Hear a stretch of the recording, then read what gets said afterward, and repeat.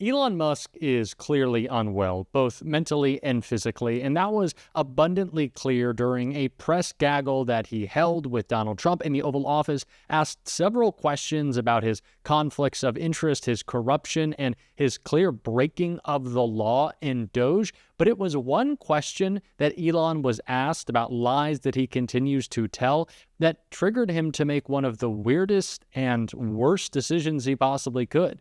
Admit to his own lies and corruption. It was crazy and really just shows how much he is losing it up here. He's a lot like Donald Trump in that way, and we are going to get into that all in this crazy press conference and the moment I think everybody missed. But before we do, if I could quickly ask you to leave a like on this video, and if you haven't already and you enjoy our channel, to hit that subscribe button. It goes a long way, and it really does mean a lot to me. Now, before we get into that question from Elon, there were two others that really stood out to me and showing just how crazed he's gotten, and I want to take a look at that first one right here. If you have received billions of dollars in contracts from the Pentagon, and the president's directing you to look into the Department of Defense, is that a conflict of interest? And are going to do at the president's request. Does that present a conflict of interest for you? No, because you'd have to look at the individual contract and say, first of all, I'm not the one, filing the contract. It's people at SpaceX or someone who will be putting for the contract. And I'd like to say, if you see any contract where where it was awarded to SpaceX and it wasn't by far the best value for money for the taxpayer, let me know, because every one of them was. The president said the other day. Now, I brought this up before, but it seems like Elon is keeping his conversation channel with Donald Trump as limited as possible. Neither of them wants the liability of any discussion of Elon Musk's conflict of interest. And clearly, Elon thinks that if he just doesn't bring it up, it won't matter. If there's no light on it, he can be free to be as corrupt as he wants. Of course, that's not the case. And reporters need to be pushing on him more on this. Elon Musk has the direct ability now to cancel government contracts with his own competitors. I don't really know what could be more corrupt than that, but it seems like Elon is working every single day to find what could be. But again, clearly he wants no part of this question, and Donald Trump doesn't even seem to care. I don't think that they're talking about this. It really wouldn't surprise me if they are, but one thing they're clearly working on is pushing a false narrative for Donald Trump, which is what Elon said right here. Detractors, Mr. Musk. I have to what? Including a lot of Democrats. I have detractors? You do, sir. I don't believe it. Say that you're orchestrating a hostile takeover of government and doing it in a non-transparent way. What's your response to that criticism? Well, first of all, you couldn't ask for a stronger mandate from the public. The public voted. We have a majority of the public voting for President Trump. We won the House, we won the Senate. The people voted for major government reform. There should be no doubt about that. That was on the campaign. The president spoke about that at every rally. The people voted for major government reform, and that's what the people are going to get. They're going to get what they voted for. And a lot of times, people that don't get what they voted for, but in this presidency, they are going to get what they voted for. And this is maybe the most important lie we have to call out in all of the Trump administration, because it's what they are basing their illegal actions on. They are saying that Donald Trump had this huge victory, this overwhelming mandate to go in and do whatever he wanted with our government, to install Pete Hegseth, to destroy the Department of Education, to go forward and act in whatever criminal manner he wanted, but that's just not true. Donald Trump won by a very narrow margin in a couple of swing states on the belief that he would lower costs. That is what he won for. And of course, he was never going to do that, and I'm disappointed that voters didn't realize after years and decades, really, of Donald Trump's corruption and scams that he doesn't have any interest in that. But that is what Donald Trump was in theory elected to do. And that is the lie that we have to target. He doesn't have some overwhelming mandate. Voters didn't send him to Washington to destroy our government and to lie while doing it. But that's clearly what Elon thinks. And speaking of those lies, he admitted to one of them in this clip right here. Mr. Musk, you said on X that an example of the fraud that you have cited was $50 million of condoms was sent to Gaza. But after fact-check this, it apparently Gaza in Mozambique, and the program was to protect them against HIV. So can you correct the statements? It wasn't sent to Hamas, actually. It was sent to Mozambique, which makes sense why condoms was sent there. Yeah. And how can we make sure that all the statements that you said were correct, so we can trust what you say? Well, first of all, some of the things that I say will be incorrect and should be corrected. So nobody's going to bat 1,000. I mean, we will make mistakes, but we'll act quickly to correct any mistakes. I'm not sure we should be sending $50 million worth of condoms to anywhere, frankly. I'm not sure that's something Americans would be really excited about. He's just coming out and saying it now. He doesn't even care. Yeah, sure, I'm going to lie. Yeah, sure, I'm going to make mistakes. I'm going to push misinformation.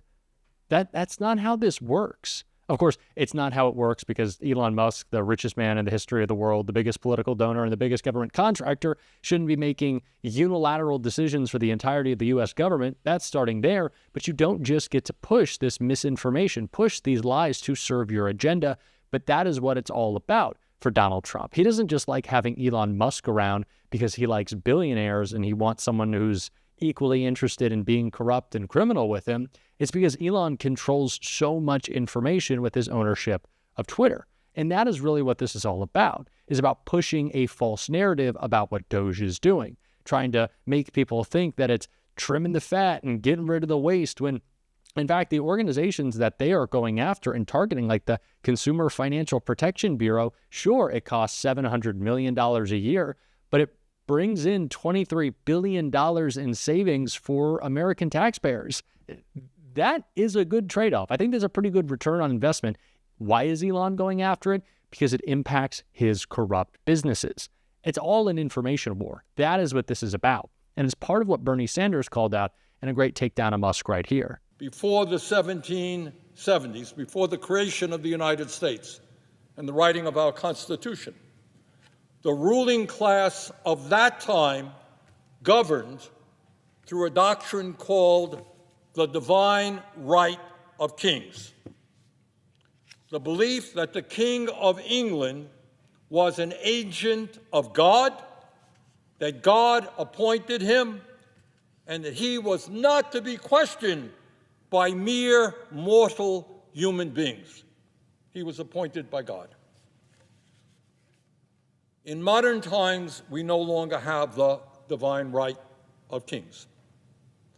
What we now have is an ideology being pushed by the oligarchs, which says that as a very, very wealthy group of people, often self-made, often the masters of revolutionary new technology, and as high IQ individuals, it is their absolute right to rule.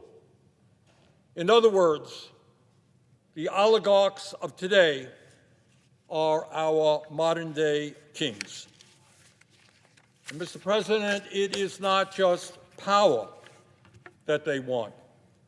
Despite the incredible wealth that they currently have, they want more and more and more. Their greed has no end. Today, Mr. Musk is worth $402 billion. Mr. Zuckerberg is worth $252 billion, and Mr. Bezos is worth $249 billion. With combined wealth of $903 billion, these three people own more wealth than the bottom half of American society, 170 million Americans. And not surprisingly, since Trump was elected, their wealth has soared. Musk has become $138 billion richer, Zuckerberg has become $49 billion richer, and Bezos has become $28 billion richer since Election Day in November. Meanwhile, Mr. President, while the very rich become much richer, 60% of Americans live paycheck to paycheck. 85 million Americans are uninsured or underinsured in terms of health care. 25% of our seniors in this country are trying to survive on $15,000 a year or less. 800,000 Americans are homeless, and we have the highest rate of childhood poverty of almost any major country on earth. And real inflation-adjusted wages for the average American worker has not gone up in 50 years. That you cannot have a functioning democracy, you cannot have a free flow of information, you cannot have the pursuit of truth without an independent press. A press not intimidated by presidents of the United States, but a president who writes it and sees it the way they understand it to be. And in that regard, I want to mention to my colleagues what President Trump has done just in recent months. Mr. Trump has sued ABC and received a $15 million settlement. He has sued Meta, the parent company of Facebook and Instagram, and received a $25 million settlement. He has sued CBS and its parent company Paramount and is right now in negotiations over a settlement. He has sued the Des Moines Register for a poll results that he didn't like, and his FCC is now threatening to investigate PBS and NPR, major news outlets in our country.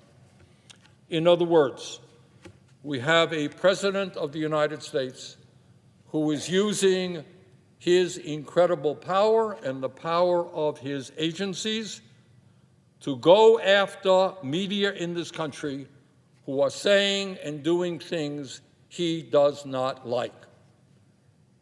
How are we going to have an independent media if journalists are looking over their shoulders, fearful that their reporting will trigger a lawsuit from the most powerful executive in the world? The consolidation of corporate media into the hands of very few billionaires increasingly should terrify everyone in the country. When the interest of larger corporations, holding companies, and conglomerates is more important to CEOs and billionaires than actual journalism, we have a pretty big problem. And that's the case right now. That's why we are seeing so much corruption. That's why we see the CEOs of information platforms alongside Donald Trump at his inauguration. And it's why we have to work so much harder to push back against the lies of his administration, because it's not just Republicans against Democrats anymore. It's not just liberals versus conservatives. It is us, this resistance against Donald Trump, up against the literal information platforms we have to use to combat their lies. We are fighting a battle on multiple fronts, and that is why the work that we're doing here is so important. And if you want to support that, as always, you can hit that subscribe button. You can leave a like on this video. And if you stuck around at the end, you can drop a blue heart in the comments. And until next time, I'll see you soon.